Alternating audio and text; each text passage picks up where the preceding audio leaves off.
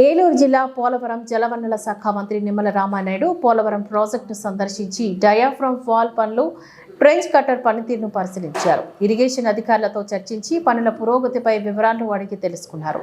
Project వేగవంతం చేయడానికి చర్యలు చేపట్టాలని ఆదేశించారు. మంత్రి ఈ సందర్భంగా మాట్లాడుతూ, గత ప్రభుత్వంలో జగన్ చేసిన తప్పిదాలు ప్రాజెక్టు నిలువరించాయి. టీడీపీ ప్రభుత్వం నిర్వాసితులకు 830 కోట్లు చెల్లించగా సంక్రాంతి సందర్భంగా 1000 కోట్లు నేరుగా ఖాతాల్లో జమ చేసింది.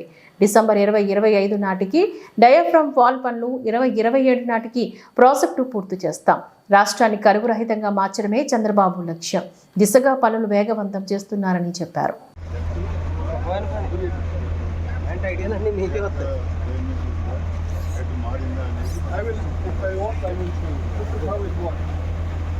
Once you go into rock, it is rotating opposite to each other. Okay, both are rotating opposite to each other. All material. अब मेटल వెళ్ళిపోద్ది ఉంటుంది. ఏ కిందగా?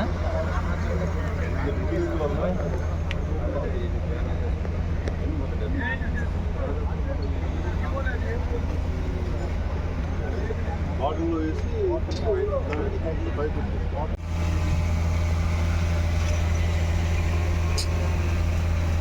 పాత్రికేయ మిత్రులందరికీ కూడా నమస్కారం. పోలవరం అంటే ఒక వరం, ఒక జీవనాడి ఆంధ్రప్రదేశ్ రాష్ట్రానికి.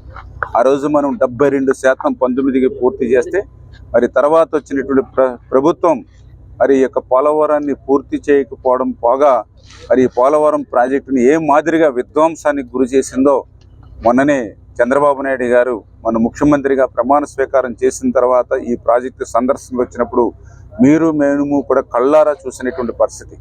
అందులో పర్టికులర్గా డయాఫ్రమ్ వాల్ ఆ రోజు 18 నెలలు శ్రమించి ఆ రోజు మనం పూర్తి చేస్తే 430 కోట్ల రూపాయలతోటి మరి ఆ డయాఫ్రమ్ వాల్ని ఏ రకంగా గత ప్రభుత్వం ధ్వంసం చేసిందో.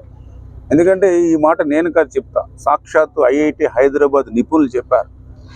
ఏదైతే 2019లో ప్రభుత్వం మారిన తర్వాత 17 నెలల పాటు ఇక్కడ ఏ విధమైన ఏజెన్సీలు లేకుండా ఉన్నటువంటి పని చేసేటువంటి ఏజెన్సీలన్నింటినీ కూడా రివర్స్ టెండరింగ్ పేరు చెప్పి ఏదైతే రద్దు చేసేసారో, ఇక్కడ ఉన్నటువంటి ఎక్స్పీరియన్స్ అధికారులు ఎవరైతే ఉన్నారో వాళ్ళందరినీ కూడా బయటకు మరి పంపించేశారో. 17 నెలలు ఇక్కడ ఏ విధమైనటువంటి పనులు లేక నిలిచిపోవడంతో 20 మరి వచ్చినటువంటి వరదలకే డీవాల్ దెబ్బతిందని ఐఐటి నిపుణులు హైదరాబాద్ చెప్పారని అంటే జగన్మోహన్ రెడ్డి ఏ రకంగా ధ్వంసం.